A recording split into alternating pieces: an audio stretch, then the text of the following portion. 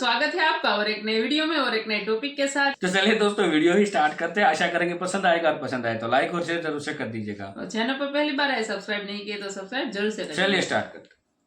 साथ हमने देखा कि कतर जैसे कट्टर इस्लामिक मुल्क में भारत माता की जय के नारे लगे, जय श्री राम के नारे लगे, तारीफें बटोरता हुआ हमारा पड़ोसी मुल्क इस्लामिक दुनिया के साथ बेहतरीन ताल्लुकात कायम करने में कामयाब हो गया। और हमने ये देखा है कि कतर के ऊपर अब भारत का रंग जो है चढ़ता हुआ दिखाई दिया जा रहा है। और अब इस्लामिक कंट्रीज या गल्फ कंट्रीज जो है वो भारत को बहुत इंपॉर्टेंस दे रही है। उसमें यकीनन भारत की इकोनॉमी का बहुत हाथ है, फॉरेन पॉलिसी का बहुत हाथ है।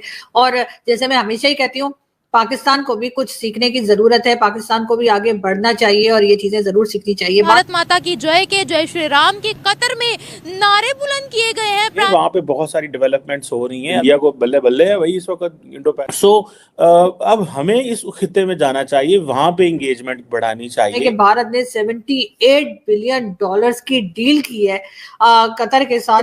लंबी चौड़ी डील की जाए तो अपनी डिमांड्स भी जो है वो यकीनन भारत के प्राइम मिनिस्टर रख सकते होंगे। साहब ने वहां किया, एक ट्रांस कॉन्टिनेंटल ट्रेड पे साइन किया इन्होंने, और दूसरा ट्रेड कॉरिडोर जो पिछले सितंबर के अंदर साइन किया गया था कि how to connect India with Europe. मुझे ऐसे लग रहा है कि शायद ये पाकिस्तान की जो खारजा पॉलिसी है ऑन कश्मीर या ऑन इंडिया या मुस्लिम वर्ल्ड, ये आखिरी सांसों पे है उसकी। पाकिस्तान का हमेशा से ये मकसद रहा है कि भारत अरब कंट्री से दूर रहे, लेकिन हमने ये देखा है कि भारत के ताल्लुकात अरब कंट्री के साथ हर गुजरते दिन के साथ मजबूत होते जा रहे हैं। इस्लामिक कंट्रीज में जिस तरीके से उनको वैल्यू किया जाता है, क्या कहोगे? ऑब्वियसली उनको किया जाएगा। इंडिया इटसेल्फ एक बहुत बड़ा एक कंट्री है, मतलब उनका जीडीपी बहुत राइज कर रहा है। वो एक बहुत इंडस्ट्री की भी बहुत इंडस्ट्री में भी वो बहुत आगे जा रहे हैं। इकोनॉमी उनकी बहुत स्ट्रांग है, तो ऑब्वियसली उनको वो इज्जत देंगे। बिकॉज जय हिंद दोस्तों। तो दोस्तों आप लोगों ने नई खबर सुनी होगी कि कतर में जय श्री राम का नारा गूंजा जब प्रधानमंत्री नरेंद्र मोदी जी अपने कतर दौरे पे गए। और दोस्तों मैं कहीं घर से बाहर आया हुआ हूँ, तो अगर आप लोग को ऑडियो वीडियो में दिक्कत हो तो माफ़ करना। पाकिस्तान जला हुआ है कि लगातार सिर्फ कतर ही नहीं, सऊदी अरेबिया, यूएई, हर जगह भारत की जो सनातन परंपरा है उसका रिस्पेक्ट किया जाए। और वहाँ के जो बड़े लोग हैं, जो शेख वगैरह हैं, अरब के शेख हो गए, कतर के शेख हो गए, यूएई के शेख हो गए, वो सब सनातन धर्म को रिस्पेक्ट कर रहे हैं। और दोस्तों यही रियलिटी है कि कोई भी धर्म मजहब ये नहीं सिखाता है कि किसी भी धर्म मजहब की डिसरिस्पेक्ट किया जाए। पाकिस्तान में खुलेआम कई मंदिर को तोड़ा जा चुका है। अभी शीतला माँ का मंदिर तोड़ा गया था और तमाम मंदिर तोड़े जा रहे हैं। लेकिन अरब देशों में मंदिर ना सिर्फ बन रहे हैं, बल्कि जो हमारे सनातन धर्म के पुराने नारे हैं उनको भी अब लगाया जा रहा है। जो पहले अगर आप लोग कतर में या यूएई में जय श्री राम का नारा रोड पर लगाते थे, किसी से भी ये परमिशन ही नहीं थी, लेकिन अब मौके झोंके पर अब मैं देख रहा हूँ कई ऐसी परमिशंस मिल रही है जिसमें भगवान श्री राम के नारा ओपनली लगाया जा रहा है अरब देशों में। ऑस्ट्रेलिया, यूके और न्यूजीलैंड, यहाँ सब तो ये आए दिन ऐसे नारे लगते रहते हैं जब कोई धार्मिक रैली होती है। लेकिन अब सऊदी अरेबिया, यूएई और कतर में भी जय श्री राम और सनातनी नारे अलाउड हो चुके हैं। मिस्टर मोदी जो है वो अपने आप को असर्ट कर रहे हैं, वो अपनी लेजिटिमेसी, अपनी पार, अपना जो है वो उसको असर्ट कर रहे हैं। ये सारी की सारी अरब वर्ल्ड का जो ब्लॉक है, ये प्राइम मिनिस्टर मोदी से बहुत सारे इंसेंटिव ले सकते हैं पाकिस्तान के लिए, अगर पाकिस्तान इसको कैश करवा सके। लेकिन क्योंकि पाकिस्तान फंसे है अपने दूसरे कम, तो how come they would understand कि क्या करना है और क्या नहीं करना। सो ये जो चीज़ें हैं ये दे आर ऑफ सिग्निफिकेंस। सो तो ऑब्वियसली हम एक दुनिया में मजाक बने हुए हैं, बने रहेंगे। हमें मुस्लिम वर्ल्ड को मैक्सिमम इंगेज करना है टू मैनेज इंडिया, और इंडिया से प्राइम मिनिस्टर मोदी से कंसेशंस लेने के लिए। ये जो मैं बात कर रहा हूँ, ये मैं बड़ी ऑथेंटिक बात बता रहा हूँ। ये मुझे पता है यही वो ग्रुप है जो मोदी साहब से कंसेशन ले सकता है, बिकॉज मोदी साहब को मुस्लिम वर्ल्ड के करीब जाने का बड़ा शौक है। उन्होंने बड़ी मोहब्बत चढ़ी है कि मैं मुस्लिम वर्ल्ड से जो है वो इंगेज करूँ। वो वेस्टर्न वर्ल्ड को तो पता है ये मेरे पास आ रहे हैं, वो मुस्लिम वर्ल्ड के पास वो जा रहे हैं ताकि उनका इंडिया के बारे में व्यू बदले। सो दोनों डिफरेंट चीज़ें हैं। सो वेस्ट तो आ रहे हैं इस खिते में for China, not primarily for India, but for India, ताकि इस मार्केट एंड सो।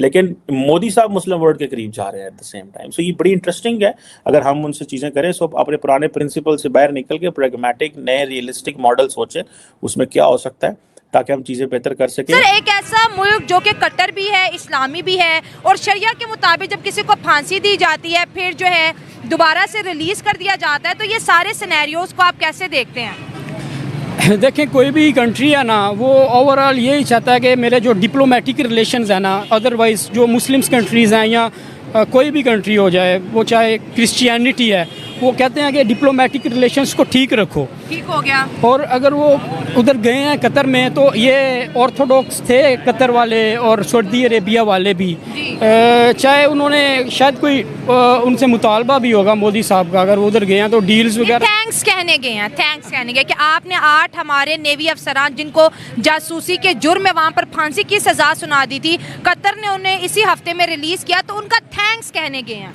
ये इंटरनेशनल प्रेशर भी होगा, क्योंकि उन्होंने अगर रिलीज़ किया ना कतर ने, तो आपको पता है ये इंडिया का इंक्लिनेशन है, और ये OIC का जो है एक वो बना हुआ है इस्लामिक कंट्रीज़ का, 56 कंट्रीज़ हैं ऑलमोस्ट जो इस्लामिक हैं, 57 के करीब हैं। हाँ जी, तो ये इनका स्टांस यही होना चाहिए कि ये जो एंटी मुस्लिम्स हैं ये लोग, इनसे जो है वो अवॉइड करें, और अगर ये इन्होंने उनके जो स्पाइज़ हैं उनको पकड़ा है, रिलीज़ किया कतर ने, तो मेरे ख्याल में ये अच्छा इनिशिएटिव नहीं है। अच्छा इनिशिएटिव, वो तो अपनी दोस्ती बढ़ा रहे हैं ना, क्योंकि शायद हो सकता है कि कोई गलत फहमी हो जिसको बाद में जो है डिप्लोमेटिक तरीके से जो है उसको सॉर्ट आउट कर दिया गया हो। लेकिन हम देखते हैं कि अब जो इस्लामिक कंट्रीज़ हैं या जो सेकुलर कंट्रीज़ हैं या नॉन इस्लामिक कंट्रीज़ हैं, सर सब अपनी इकोनॉमी पे फोकस कर रहे हैं, एंड पाकिस्तान आज भी जो है कि हम मुस्लिम उम्मा के साथ जुड़ेंगे, वो मुस्लिम उम्मा की तो डायरेक्शंस अब चेंज हो गई हैं।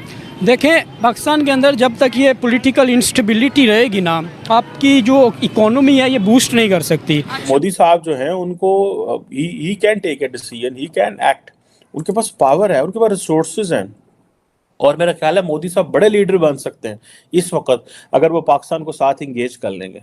और वो इस तरह के अगर पाकिस्तान को साथ इंगेज करेंगे तो जितने मल्टीलैटरल फोरम्स हैं उस पर हम हो सकता है इंडिया के साथ खड़े हों और इंडिया की डिप्लोमेसी हमारे साथ काम करें, हम इंडिया की बहुत सारी चीज़ें जो हैं वो माने। For example when India talks about global south, तो हम भी ग्लोबल साउथ की बात करेंगे। जब इंडिया कहेगा जी कि जी ग्लोबल जो फाइनेंशियल स्ट्रक्चर है आउटडेटेड हो चुका हुआ, तो हम भी यही बात कर रहे हैं। तो इंडिया को हमें साथ अगर हम मिल जाते हैं तो देन इंडिया की आवाज़ भी डबल हो जाती है।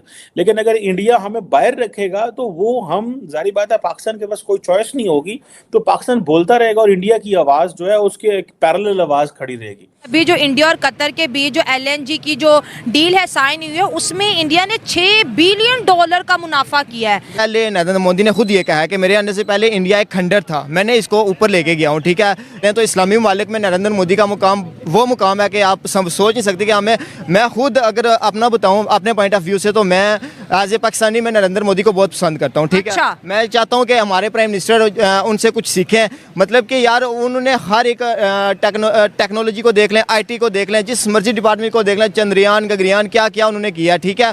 हमसे माशाल्लाह वो काफ़ी स्ट्रॉन्ग पोजीशन पे है, पाकिस्तान से वो काफ़ी स्ट्रॉन्ग पोजीशन पे है, लेकिन उन्होंने मुसलमान नरेंद्र मोदी को बहुत ज़्यादा पसंद करते हैं और एज ए मुसलमान करते हैं, बहुत ज़्यादा करते हैं। मैं खुद कह रहा हूँ, मैं नरेंद्र मोदी को, मैं उनकी जो स्ट्रगल है मैं उसको देख के बहुत ज़्यादा पसंद करता हूँ। एक चाय करनी पड़ी सऊदियों से, हमें जो है वो माफ़ी तलाफ़ी, प्रॉपर माफ़ी तलाफ़ी हमें सऊदी से करनी पड़ी। और फिर हमने बताया उनको कि नहीं शाह साहब जो है थोड़ा जज्बाती हो गया, ऐसा नहीं हो जाए, क्योंकि हम सऊदी से बहुत ज़्यादा मदद ले रहे हैं और आज की पुरानी ले रहे हैं, तो उनकी बहुत ज़्यादा लिवरेज है पाकिस्तान के ऊपर। Muslim world, custodian of 2 holy mosques, Pakistan का डियास्पोरा बहुत ज़्यादा है, कुछ $6-7 अरब हमें सालाना सऊदी अरब से वैसे आता है, कोई $2-3 को खोले तरले तुरले अलग करके। So Saudis are very important for Pakistan. $8-10 billion हमारे सालाना उनसे अटैच है किसी न किसी मद से। सो ये चीज़ें हैं। गो के ये जो क्वेश्चन है कि अभी वो हमारे साथ क्या करेंगे इस मसले पे, तो क्लैरिटी ये तो बनती है कि ठीक है जी फुल फ्लेज OIC हमारे साथ नहीं खड़ा। तो दोस्तों, पाकिस्तानियों का रोना धोना तो चालू रहेगा, लेकिन भगवान श्री राम का नारा दुनिया में लगना ये कोई नई बात नहीं है। हमारी संस्कृति हमेशा से ही वसुधैव कुटुंबकम को मानती है, और जो एक्चुअली में पढ़े लिखे लोग हैं वो समझते हैं कि सनातनी हमेशा प्यार, मोहब्बत, रिस्पेक्ट की बात करते हैं। दोस्तों, हमारे जो धर्म है वहाँ तो मतलब इंसान तो इंसान, एक छोटे से छोटे जीव की रिस्पेक्ट की बात की जाती है, और यही दुनिया में प्रेम और प्यार का मैसेज देता है। तो कैसे कोई इससे हेट कर सकता है? दोस्तों, जो पाकिस्तानी है वो पूरे के पूरे पहले हिंदू थे, इतिहास आप लोगों को पता है, लेकिन कन्वर्ट किए गए इस्लाम में आज वो जो एक्चुअल इस्लाम है उनसे ज़्यादा नफरत करते हैं सनातनी से। लेकिन सनातन में कभी कहीं पे ये बताया ही नहीं गया कि किसी की डिसरिस्पेक्ट किया जाए, किसी से नफरत किया जाए, बल्कि नफरत करना तो पाप बताया गया हमारे सनातन धर्म में, ठीक है। तो सऊदी अरब के लोग इन सब बातों को समझ रहे हैं और उन्हें पता है कि ये जो भारत के लोग हैं या हिंदू परंपरा या सनातन परंपरा के लोग हैं वो सिर्फ और सिर्फ अपने बारे में नहीं, पूरे विश्व के बारे में सोचते हैं। ठीक है दोस्तों, भारतीय जहाँ भी जाते हैं वो उस राष्ट्र के निर्माण में, उस राष्ट्र की आर्थिक व्यवस्था में योगदान देते हैं। कभी अभी आप लोगों ने नहीं देखा होगा कि हिंदू कम्युनिटी ने किसी दूसरे देश में जाके दंगा किया हो, लेकिन आप लोगों को पता है पीसफुल सोसाइटी ने फ्रांस में क्या किया, स्वीडन में क्या किया, जापान में क्या कर रहे हैं। इवन दो सऊदी अरेबिया में भी, सऊदी अरेबिया के जो एक्चुअल मुस्लिम है वो परेशान हो चुके हैं पाकिस्तानी बांग्लादेशी, जाके चोरी जेब कतरी ये सब करते हैं वहाँ पे। तो समझ सकते हैं आप लोग, इसीलिए जय श्री राम का नारा लग रहा है। आई होप ये वीडियो आपको अच्छा लगा हो। जुड़े रहे ऐसी वीडियोज़ के लिए, तब तक के लिए धन्यवाद। जय हिंद। बाकी दोस्तों वीडियो आपको कैसी लगी कमेंट में लिखकर आप हमें जरूर बताएगा। फिलहाल हम आपसे विदाई ले रहे हैं, लेकिन मिलते हैं और एक नए वीडियो में आपके साथ। टिल देन जय हिंद, जय भारत।